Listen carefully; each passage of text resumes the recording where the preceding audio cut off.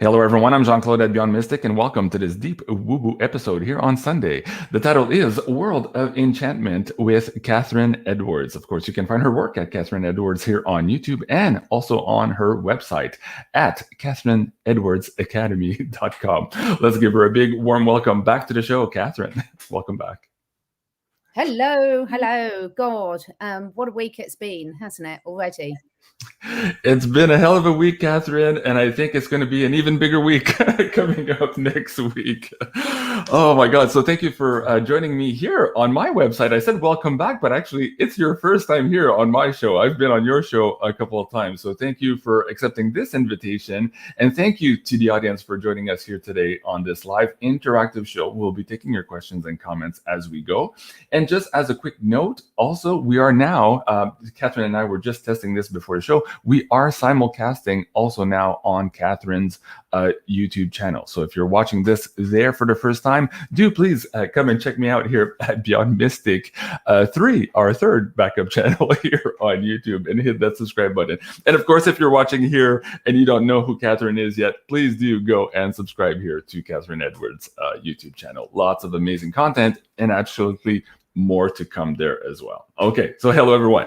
Catherine, okay, so yes, it's been a hell of a week. You and I were just chatting here before the show. We're feeling a little bit antsy. Your animals are feeling a little bit antsy. Why don't we get into that? Because I'm sure a lot of the audience here are feeling the same way. I think so many people are. I mean, I've had so many people contact me this week saying exactly the same. And it's sort of a roller coaster of emotions. And of course, we've got the Lionsgate portal today as well, haven't we? So so many simultaneous sort of energy shifts coming in, and I think we're all feeling it. Yeah, absolutely. And talk about your animals. What's going on with your animals, or what are you seeing differently here maybe this week? Well, it's been really interesting. I mean, I've got dogs, cats, horses, guinea pigs, and some of my animals have been acting quite strange this week in terms of they've been all staying a lot closer, not going so far afield.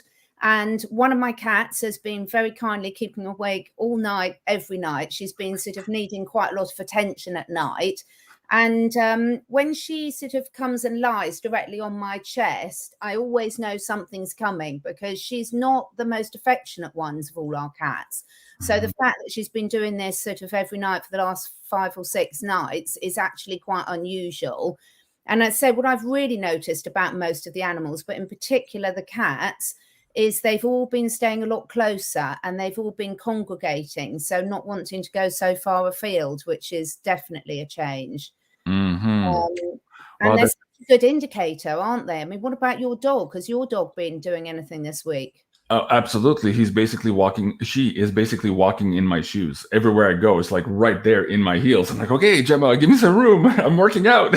I don't want to drop a barbell on you or anything, Yeah, she's very close also. It's funny you mentioned that. And I'm curious to you folks watching the show here in the audience too. Are you experiencing the same thing with your cat, with your dog, with your animals? If so, let us know. Put it into the chat and let's share this conversation with everyone. What's interesting, what you're just saying here too, let me bring up this slide.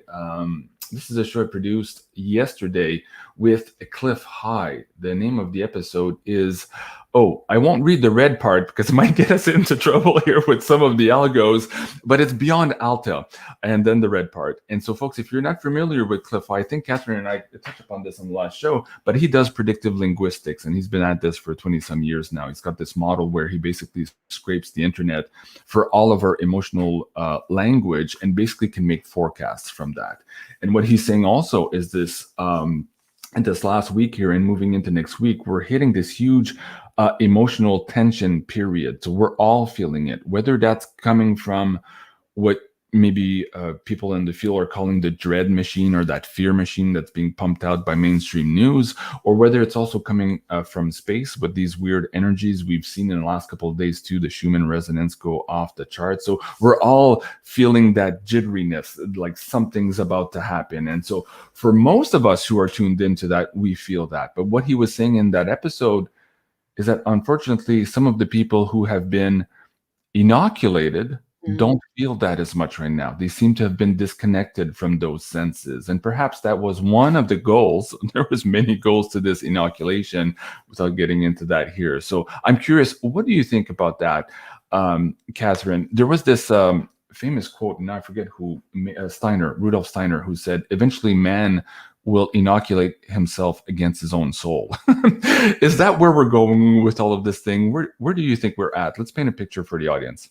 Well, first of all, I listened to the Beyond Alka episode with Cliff Hyde twice today, and it's absolutely brilliant. And I shared it on my Telegram and with lots of people. So if anyone hasn't listened to that, it's an absolute must. And I really think that is part of the agenda, because when you disconnect any being from their soul, they're so easy to control. And also they accept completely different things in their life. And I think that's part of the agenda. I mean, how much I'm seeing it happening, I don't know. I'm not interacting that much with people that have taken that decision, more through circumstances and having a really busy time of it rather than deliberate choice.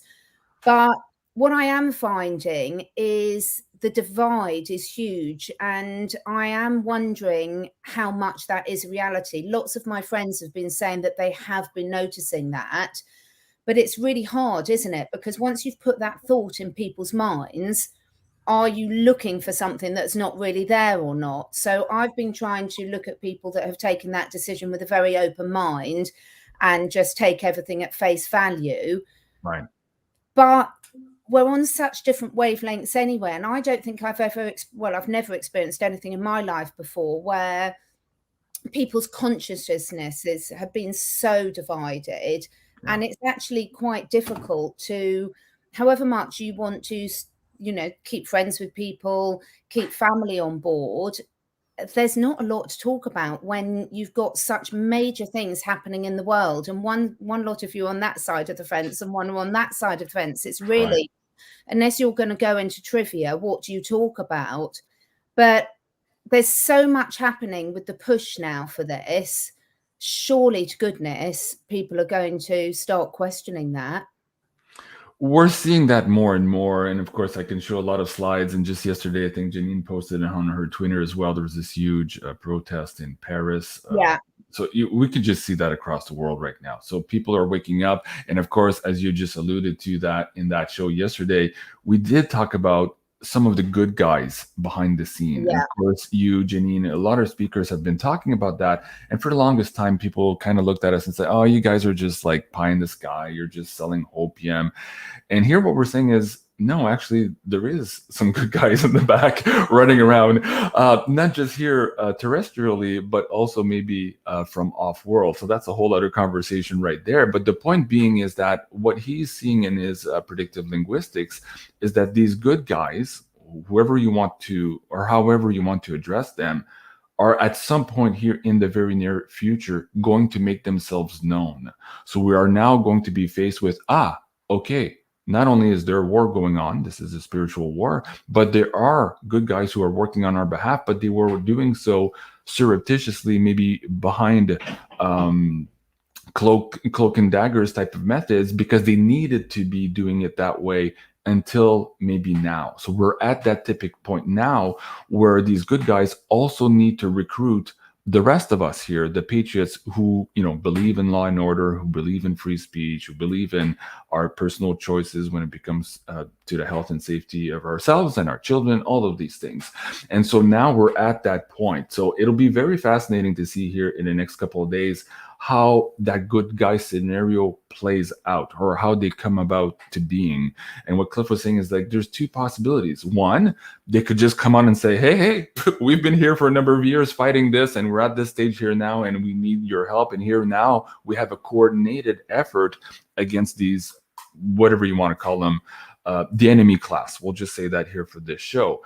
And at that point, the rest of the normies might wake up to say, oh, actually, okay, there is a problem and we need to be on board. For the people like you and I and the people watching this show, finally we'll have a little bit of direction, because you and I have been sussing this out. We're not in the club. We haven't been initiating, and we're trying to figure out what's happening. You almost have to be initiated to know what's going on.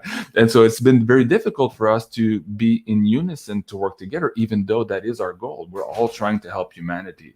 So now hopefully we can maybe cross that bridge where we're all working together, not just us here in the Truther movement, but also the self-organizing collective that has been fighting this enemy class. What would you say to that? And how would you say that into your own words here to explain to your audience how we are at that tipping point right now, Catherine? I think it's absolutely vital now something comes out, but I can honestly see why there's been a delay. So we've been at this for a year and a half now, and I'm particularly impatient. I'm like, come on, get on with it. But the longer it goes on, I really understand why they've had to wait, because one, the scale of the job that they've been dealing with has been so huge, but also the cognitive dissonance of the vast majority of people. I've been absolutely amazed how many people just do not want to have a conversation with it about these issues at all. And I'm not necessarily talking about some of the really dark and deep things that I won't mention the words of now.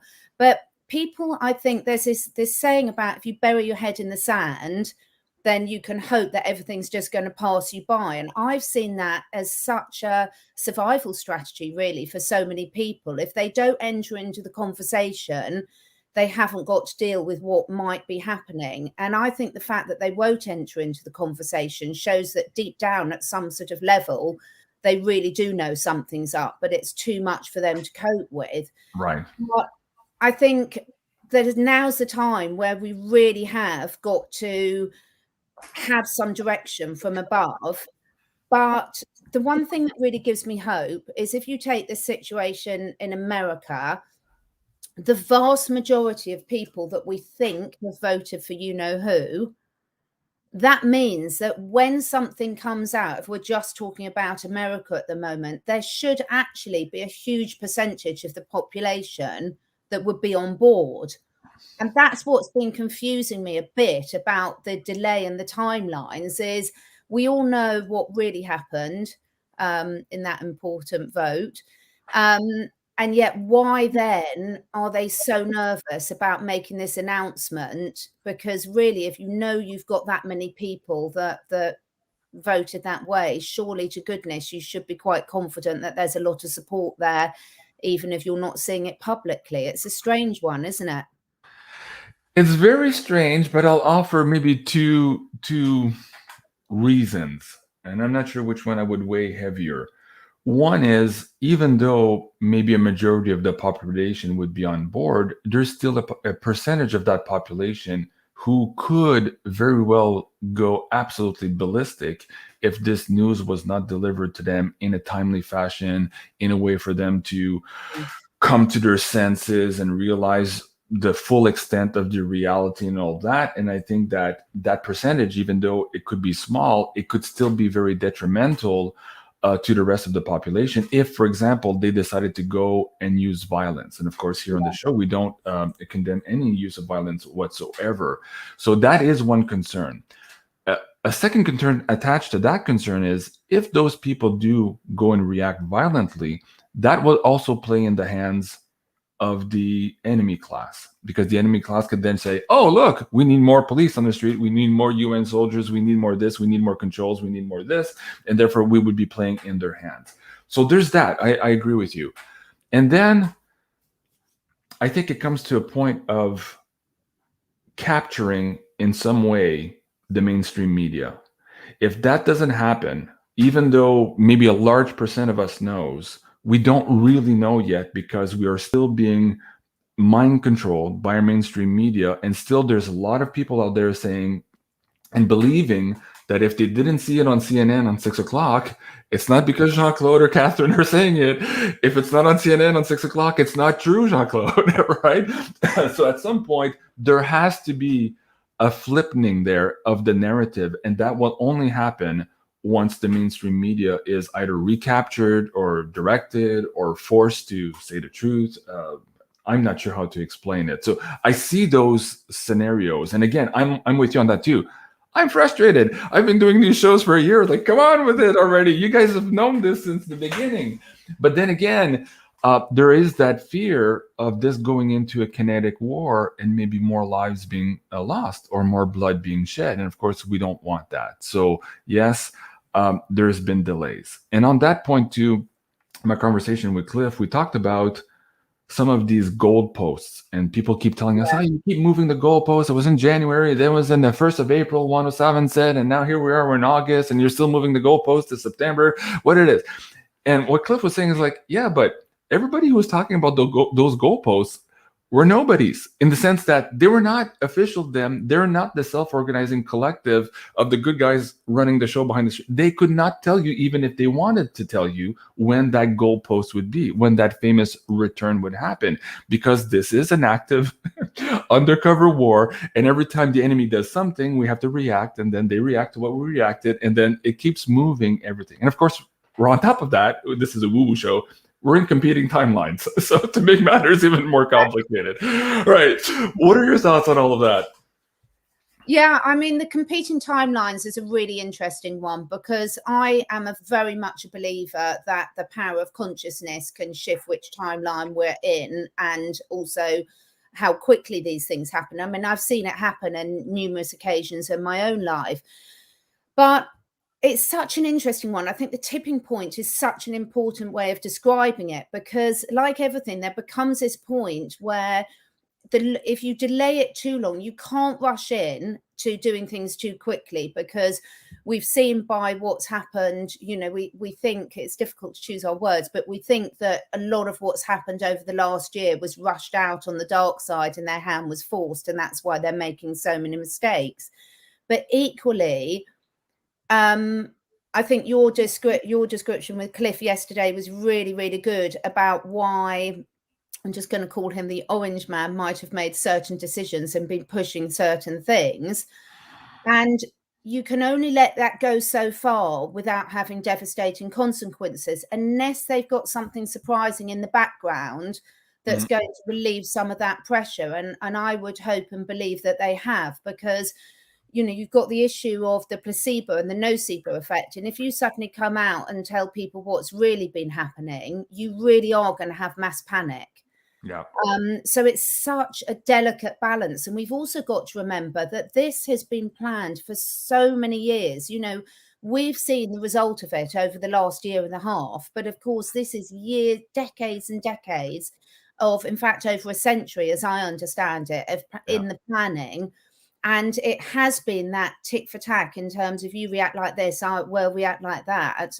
It's a really hard one. I'm just very pleased I'm not making the decisions, but I do feel that we've got to have some sort of disclosure soon, because it's almost now reached the stage with the stage they're at of the fear mongering and what we're seeing rolling out of the passes, I'll just call them, in loads of countries, which has just gone off the scale over the last couple of weeks. I'm completely shocked. You don't need that to come into fruition to scare enough people to make that decision. So I think now we're at a very, very important point, hence thinking something's going to happen over the next couple of weeks. Because if they don't do something quickly, it's almost going to be too late for a lot of people. And that's not going to help their cause when the great disclosure comes. So for me, one of the main reasons, as well as energetically, why I really feel the moment is now, because we've seen this situation escalate so dramatically over the last couple of the weeks. Right. We've also seen the huge naval operation across the globe, and we know very well that what happens is they do these training exercises and then they can suddenly tip into the real thing, because that's been a consistent pattern over the last few decades as well. So all of that points to the fact, to me, that there's something really just about to happen. Yes, right. That's the one I was looking at. Right, exactly. And I concur with you too. I mean, To the extent that I know what I know, but I know that I don't know a lot. And see, that's the thing too. You and I can sit here and how do you say that? Backseat quarterback a play or backseat drive the situation, but we still don't have all the facts, and we have not been initiated, in essence, into this occulted war. We have deciphered a few pieces with our intuition, with our research, with our paranoia in some cases, but we still don't have all the pieces. And so it's very difficult to say, hey, we should go now, we should not go now. But I agree with you. I'm also afraid, because ultimately here what we're looking for is to save as many lives as possible. And what we're seeing being rolled out, and the fear factor, as you said now, it is very possible that there's still going to be big numbers. I mean, we've seen that in past world wars, that these are casualties of war. And it's not because the good guys are not doing their job. It's simply because we're fighting this enemy class, which is absolutely ruthless. And I mean, if you look at those Georgia Guidestones, they were telling you years ago that they were going to do this. They wanted to reduce the population of the planet to 500 million. And so if we are able to thwart that in a very small number, even though it's a large number of people are casualties, it's still a good thing. But I agree with you. There are going to be casualties here, and we're all hoping for the same thing. So, man. I do think there's also a lot going on in the background that we're not aware of in terms of measures to counteract what's happened. I really do think that. I mean, we've heard about so many healing technologies. We know so many healing technologies have been suppressed. And we also know that they've been trying to kill us off for years with pollution in the air, the water, the food, every possible way, they can think of. And we're very resilient. In fact, nature's very resilient in general. Right. So in that respect, I think it just must be, I mean, I'm so pleased I'm not part of that planning, because it is such a decision to make. But I do think that what they've managed to achieve in the last 4 years and to turn it around so much gives me a lot of confidence in terms of what we're seeing moving forward. Well, to put it in the conversation perspective I had with Cliff High yesterday, he said,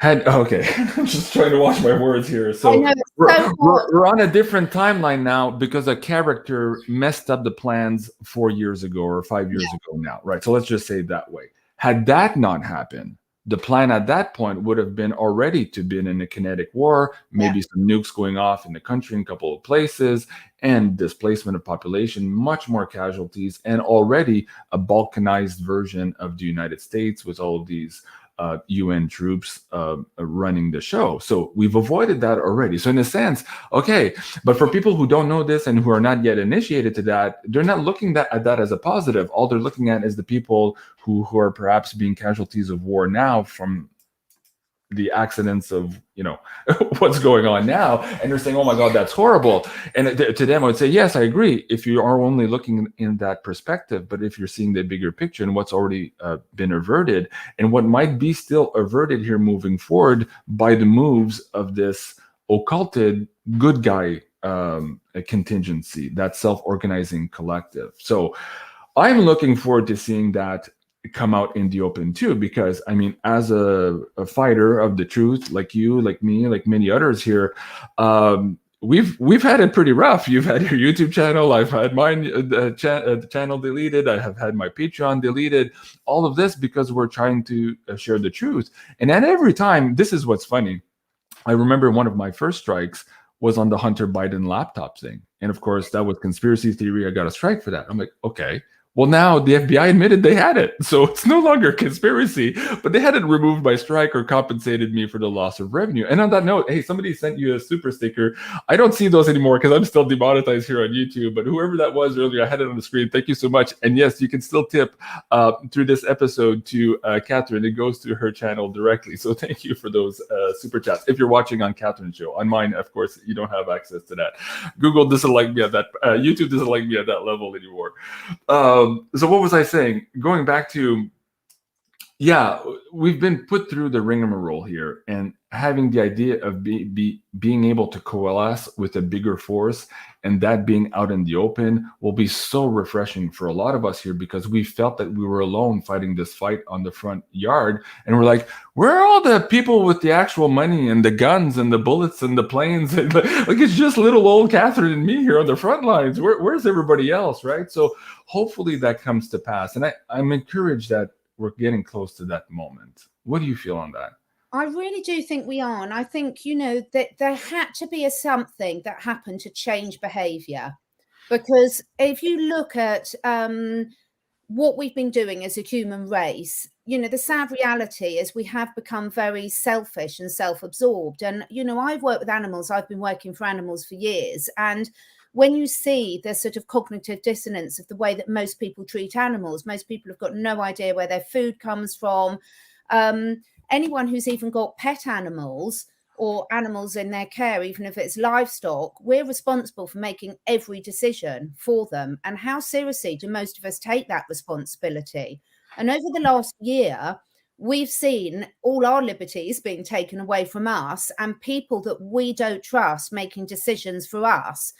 And for me, I'm just almost been like, hallelujah, because we're now seeing if we treat other species on the planet like this, karma comes back and teaches us a lesson that the planet survives, the world survives on balance and respect, and never taking more than what you need. And that's the way the nature thrives. And unfortunately, we had got to a stage where we did need a good reset, not the type of reset they wanted. But I think for me, it's gone on long enough that a lot of people are really looking at their lives in a different way, and are really looking at what's important to them, what friendships, what they want to do. I mean, just this week, I've had at least 100 people emailing me, telling me that they've left their jobs because they're not going to be forced into a decision.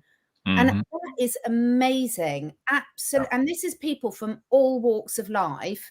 A lot of people with families to support. So it's not the people that have got an easy choice in it.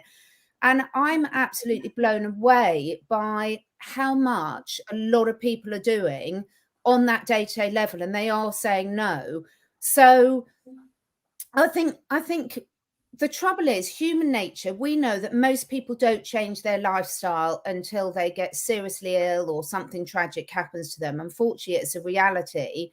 Right. And I think sometimes you do need something to really pull the rug out from under your feet to make lasting changes. And I think what we're seeing now and what we're about to see, I don't think any of us can go back. We're certainly not, we don't want their new normal, but we do want to recreate. We talk about moving in to the age of Aquarius. So what does that mean to us on a daily basis? How are we going to live our lives? How are we going to think, act, behave with not just each other as humans, but with everything on the planet moving forward? Oh, I'm totally with you on that. And let's switch gears here to talk about this video that I watched a little while back here from Alison Coe. Now, she does quantum healing, hypnosis therapy, QHHT, and with the permission of her clients, she records the sessions and brings back, basically for her YouTube channel here, the messages that her clients received during the session, whether those were from their guides, ancestors, or extraterrestrials. In this particular show, let me bring down the link for the audience to go and watch this. And this is going to strike a whole conversation for us here. So first of all, I won't play the clip. I don't have her permission to do so, and I want to respect her copyright here. But please, guys, do go and check out this episode. The link is now in the live chat for you guys, and I'll also put it in the description box below here after the show. Now, what Alison brought back from this particular session was that this individual she was working with, so let me just set the stage for this to make sense here. I'll take a little bit of time, so bear with me here. So the individual goes there for a QHHT. He's a very much awake individual, a very much, in some cases, angry individual because he's awake and because he sees things not moving the way he wants to, and he's frustrated. And so he goes to this QHHT session, and only to realize that, okay, the reason you're having all of these trouble is you're out of sync with the population you're living with. And the reason you're out of sync with them is that because you came in here with a specific mission and you're holding a higher light frequency. Your job is not yet here, basically was the message he was getting. So just hold on, be patient. And so what he's being told by these extraterrestrials through this session is that he's here to hold the light during the transition so that he can hit the ground running and the people around him can hit the ground running after that to create that new earth. And so that's creating a huge stress on him because he's 30, 40 years old. He's got kids, a regular job and all of this.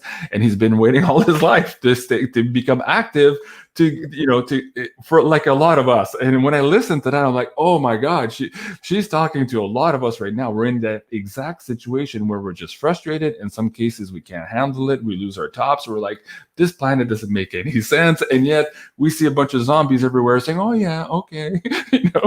So what do you make of this show? That's my first question. And then I'll get into some other messages from the ETs in that particular conversation, which is absolutely fascinating. But what do you make of that? The idea of these souls that came in here on a specific message and who are on a specific mission, but that are very, very long in the tooth right now, ready to just call it quits because they can't take it any longer. What would you say to those people? That's absolutely fascinating. I mean, I see this a lot with the animals that come into our lives. So the animals that come into our lives are always here to teach or help the owners through something, the owners, the parents. And there's often so much synergy between what's going on with the animal and the owner.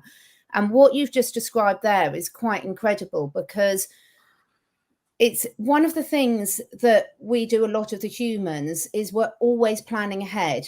We're often living in the future or in the past. And one of the things that we talk about moving forward towards 5D is about being much more in the present moment and just being. And animals do this a lot more. And I think it's very, very difficult when people come with that mission because we as a human race are always in a rush. But perhaps it's fantastic that he found this person that could give him that message, because now hopefully once you've received that message and realized that the timing is absolutely everything for all of this. And sometimes we rush into things. It's what we started off with show with, really. If they'd have rushed into things earlier, we can now in hindsight, even just a year later, I can see, oh my God, if they've done that back in November, if they'd have done that in January, it wouldn't have achieved everything. And I think one of our biggest lessons as humans is we're very good at telling people on the spiritual side of things that you're exactly where you're meant to be, but we don't often take that on board. We don't take our own advice. Yes. Yeah, it's easy to say these things, but to live by it and to think, there are no such things as coincidences. I'm meant to be experiencing this now. And what I'm meant to be doing is enjoying the journey and getting the most out of the journey. Because remember a couple of shows back when you were on my channel, we talked about your snorkeling and about how you've got to slow down to really see what's there. That's almost what I feel like we're in now, in terms of to stop the normal human behavior of rushing ahead and wanting to sort everything out. I mean, I've done a lot of my corporate career of project planning and risk management. And so I always want to jump ahead and negate the risks and sort of plan what might be coming. But we can't work like that in the new times. We've got to really tune in with our intuition and really take our own advice and sort of believe we are exactly where we're meant to be. And if we can accept that, I really think the energy will be calm enough for us to really hear the messages that we really need to hear at this time.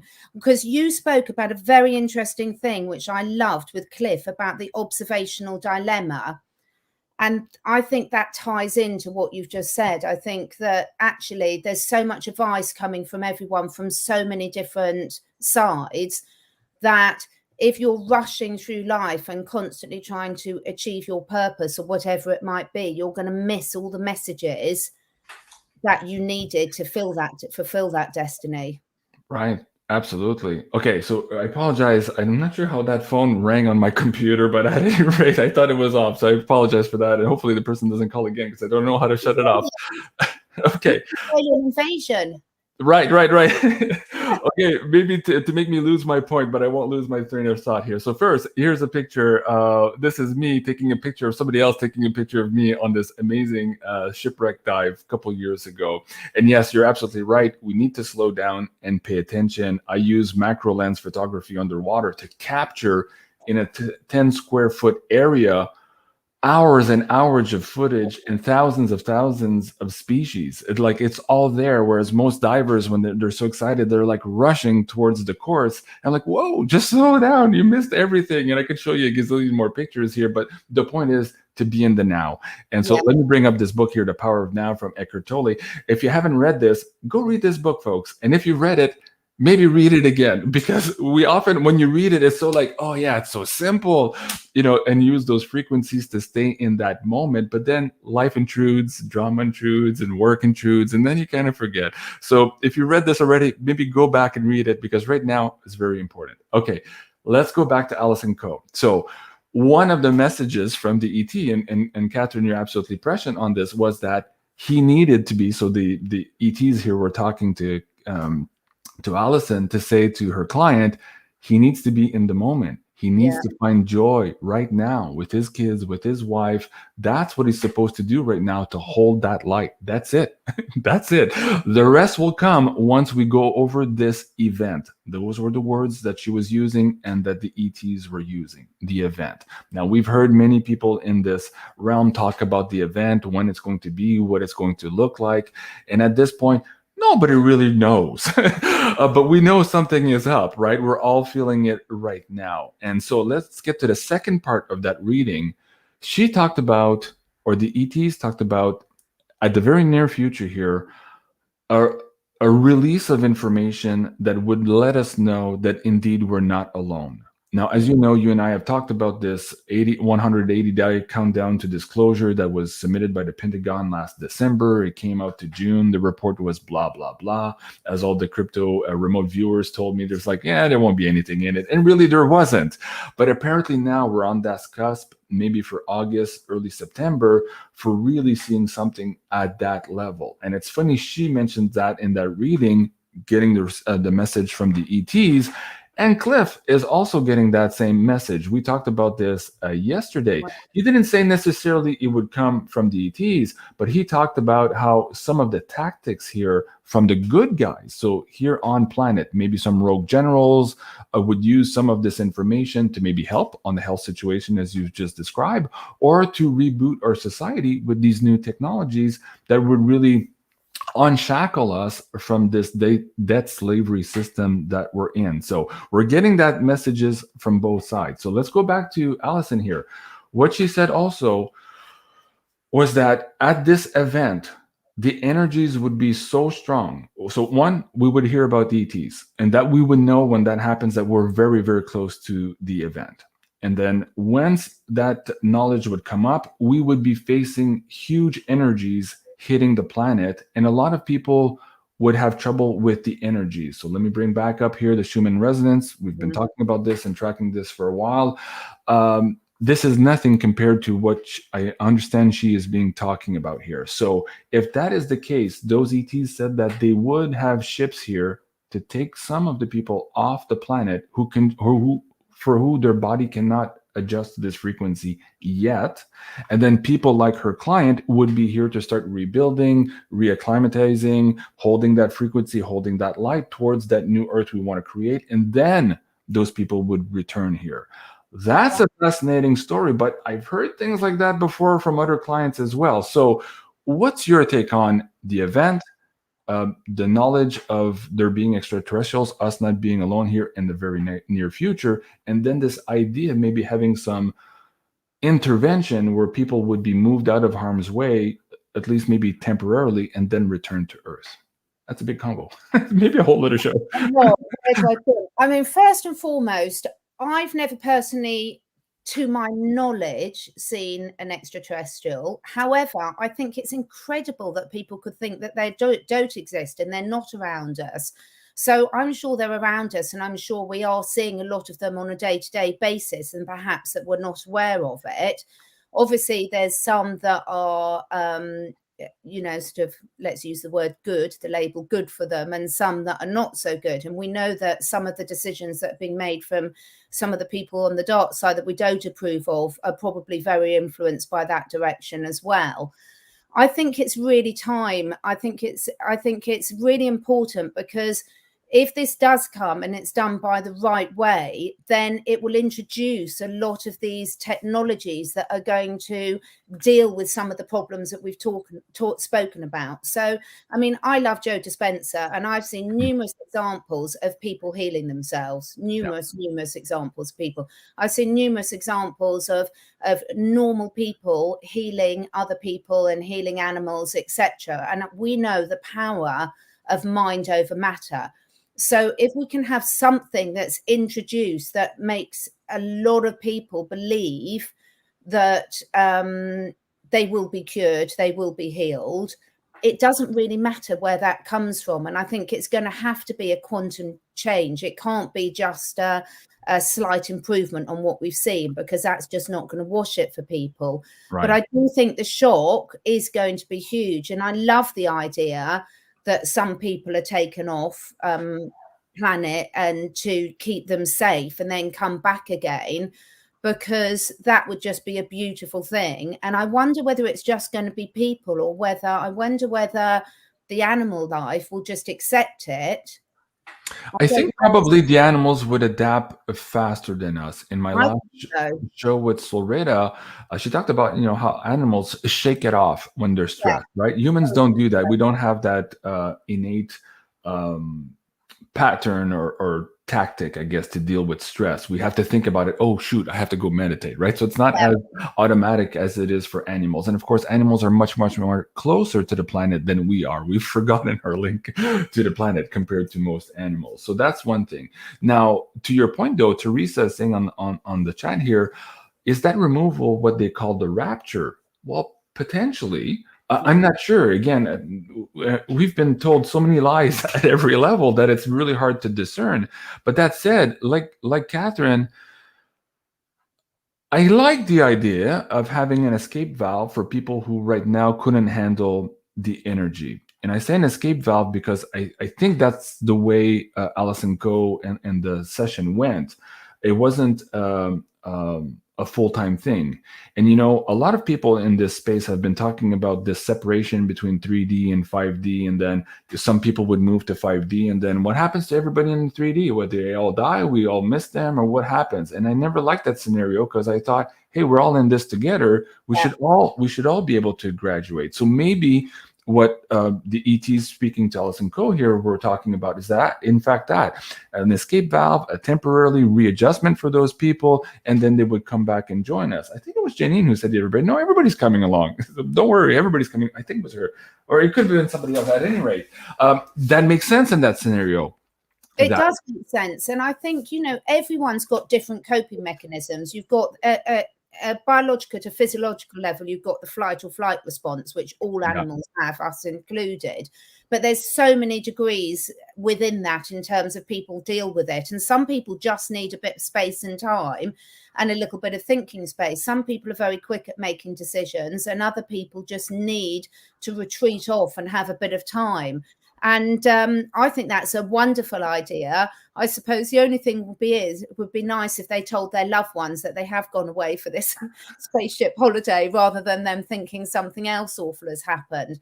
But again, you know, we've got to get into the stage of we are moving from the age of Pisces into the age of Aquarius. It's a huge, huge energetic shift anyway.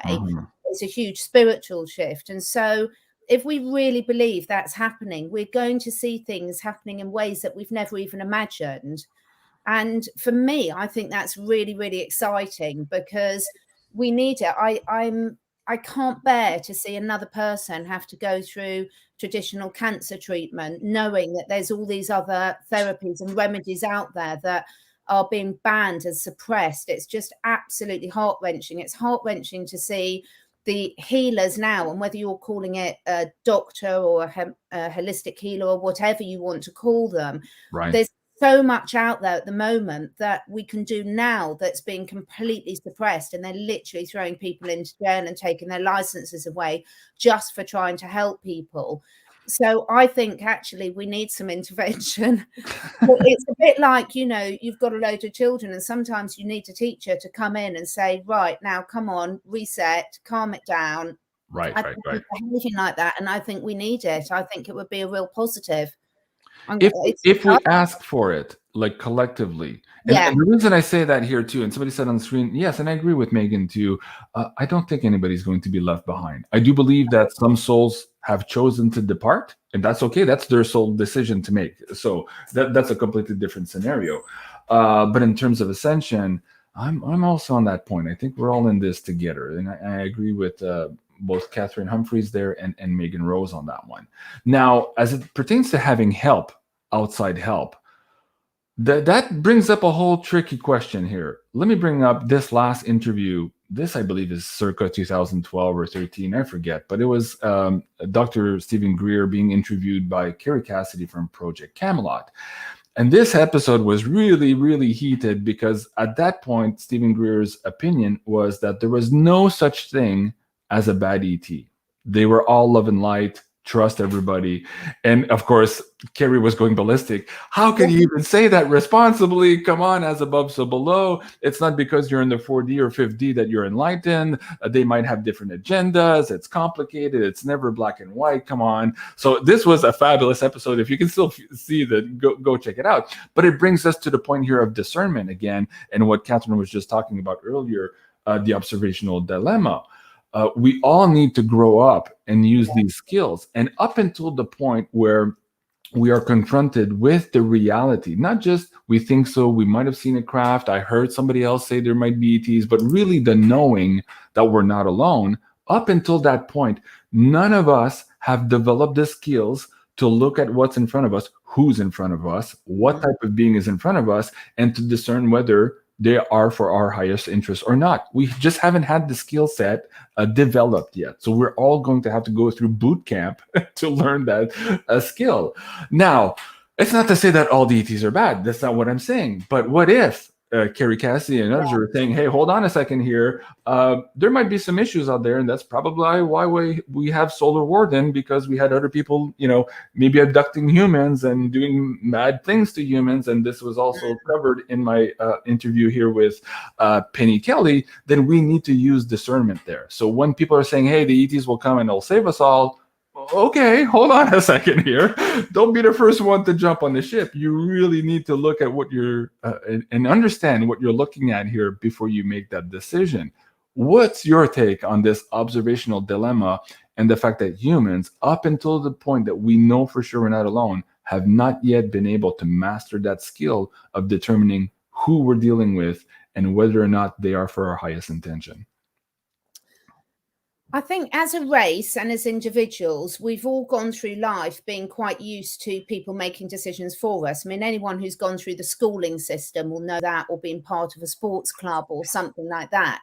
I think what worries me about that is I think the people that are going to need to be taken off to allow some time to adjust are going to be the ones that actually probably have the least confidence in their discernment skills. So that would be a real concern in terms of who was making that decision for them. But so if you look at the way most of our Western societies run, most people are very happy having decisions made for them. And then some of us really are not. And, you know, you can't have it both ways, can you? You can't, if you're the type of personality that wants to, you know, to have someone else look after you, it's a very, very tricky one. But you've either got to step up to the mark and just say, right, I'm really taking control of my own life. Or if you surrender, as a lot of people have at the moment, to the current situations, or in the future, then, you know, you are taking a huge chance and a huge risk of face.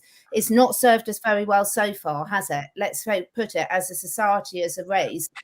But to be fair, those people who are making those choices, in some cases, yes, they've been duped, they've been brainwashed, they've been scared into doing it. So let's take those people out of the equation.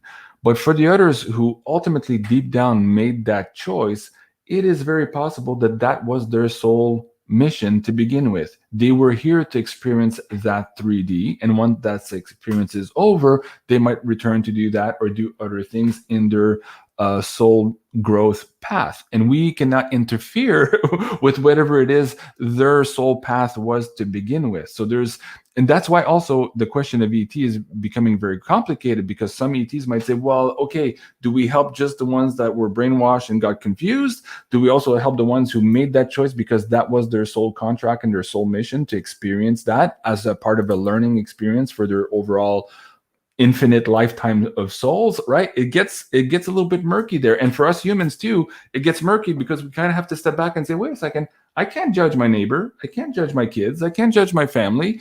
We're all on a different contract. I have mine, you have yours, right? What do you think about that?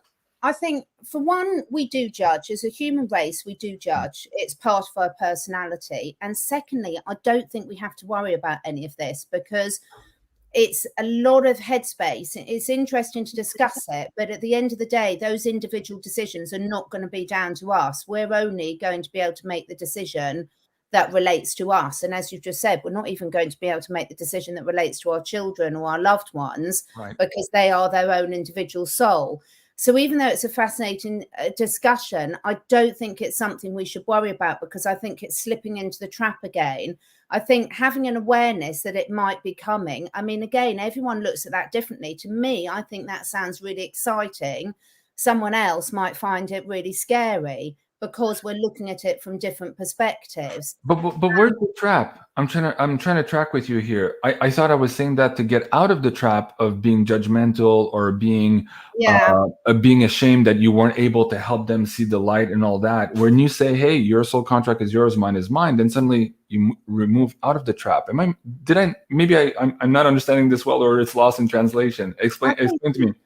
I think that's the dilemma that we've all been in, and that has really come to the forefront for the last a year and a half. Because in one respect, again, you had this conversation with Cliff yesterday, and he's sort of saying, what can you do? You can absolutely stand up and warn people of what you think, but you cannot be responsible for whether they listen, because also they've got to decide whether you're worth listening to.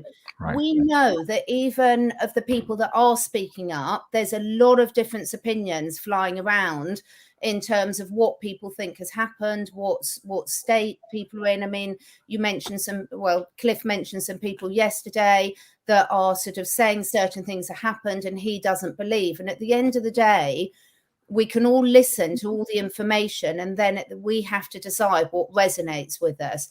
I find it really difficult, because as a parent, part of the role of a parent, you're making decisions from the moment your children are conceived, not even from when they're born. You're deciding what you're going to eat throughout pregnancy, how you're going to behave, how stressed you are. And then from once they're born, it steps up even more.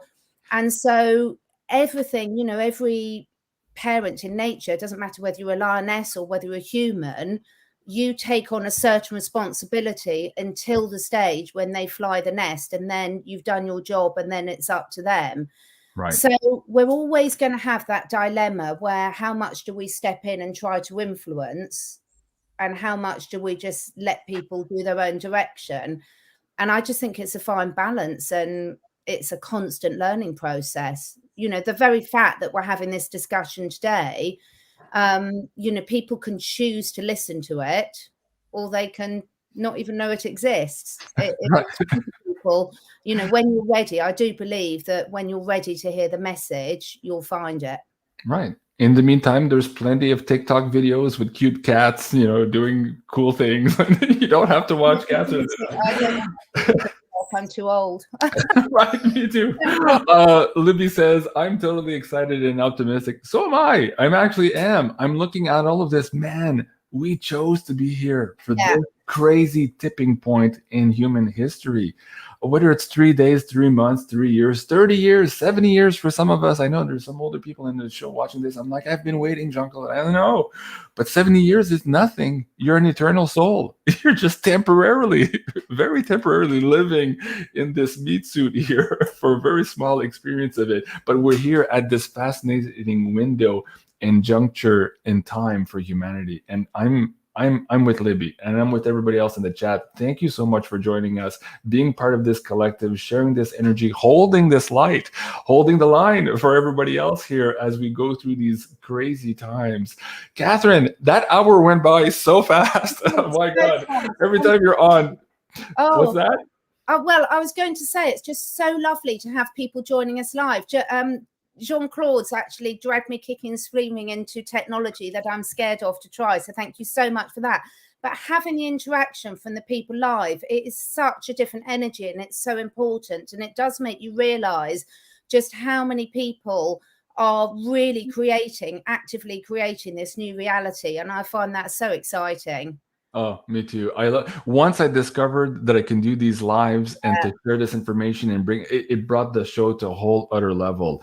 It's like, it's one thing. It's okay, Catherine, don't get me wrong. It's absolutely fabulous. I could talk to you all day long over the phone, but having this conversation here with everyone, not just the people live, I'll tell you, even the people watching in replay tomorrow, their field is already here in this show with everyone. We're all connected. And it's an amazing experience. And sometimes I wonder if that's why we have so much trouble, because they're trying to disband a lot of these star seeds, light worker, light warriors that are connecting through these types of chat, because together, when we come together, we're very powerful.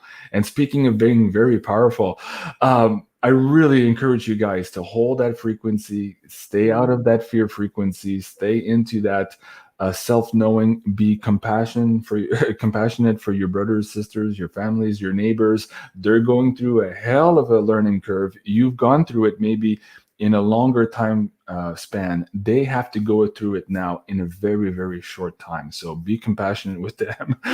They're in for a rude awakening. It's just around the corner now. So please join Catherine and I in extending that hand to all of those people who are just now waking up. So before we go, Catherine, how can people support you right now? Tell us a little bit about some of the services that you're offering on CatherineEdwardsAcademy.com. Oh, thank you. Well, I've got two websites. I've got the CatherineEdwardsAcademy.com, which is where I offer my online courses. And I've just launched a new one for dog owners about how to home prepare the best quality. It's that one there with the vet in the middle. So I offer a series of online courses. We've got lots more exciting ones coming. And I do also do individual one-to-one consults, although I must warn they are booked up at least a month in advance, often longer. And then I have a second website, which is CatherineEdwards.life, which is my new one, which is where all my videos and my uncensored videos are. And I share health products that I support, because one thing is so important at this time is that we look after our physical bodies. I know this is really important to you as well, but we are going to need a lot of energy to support what's going to be coming over the next few months, and to support other people. So the better shape you're in terms of physically, emotionally, spiritually, the more support. So this is my second one. So on the Catherine Edwards Academy, please do take a look. If there's any courses that resonate with you, please do support me by buying those. As I said, you can sign up for consults as well. And on the Do you by any chance have a coupon code? I forgot to ask you before the show. Is there a coupon code for the audience or anything? Yes, I will put that on straight away afterwards, and that will be JC10. JC10. So JC10, capital J, capital C for Jean-Claude 10, and that will get you 10% off absolutely anything off the site. So I will add that as soon as we've finished. And then on the CatherineEdwards.life, I do a lot of work with rescue animals. I have my own little mini animal sanctuary here. And I also do a lot of work with the elephants in the sanctuary in Zambia, amongst other things. So there is a PayPal link there if anyone so feels called, because all that money goes directly to the animal work that I do.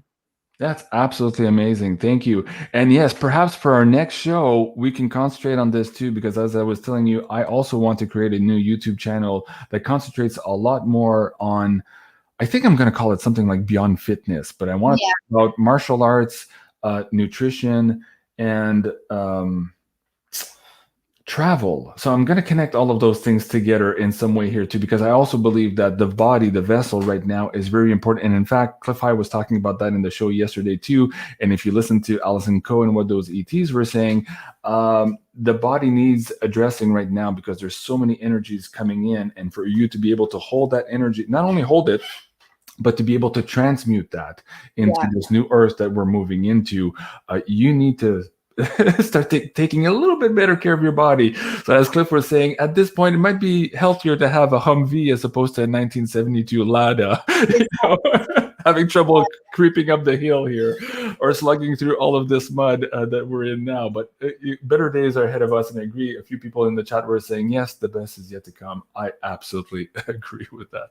All right. So thank you so much, folks. So please remember here, if you want to take any of the courses here on the Catherine Edwards website, the coupon code is JC10 in high caps. I will also put that here in the description box below for you guys. And finally, you can go and subscribe also here to our YouTube channel at Catherine Edwards. And if you're watching on Catherine Edwards' channel, please come over to mine here at Jean-Claude at BeyondMystic 3. 3 times a charm. Hopefully this one will stick for a little bit while longer. And coming up on Tuesday, Bruce Sees All is coming back to the show.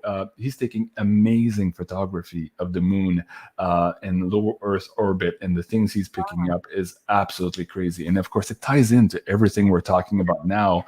We're seeing the results here in physicality as well. And don't forget, on Wednesday night, every Wednesday at 8 p.m., of course, our friend Janine will be back for a Tarot by Janine episode. So thank you so much, everyone, for joining us here on Sunday. This was the first of many episodes of World of Enchantment with Catherine Edwards.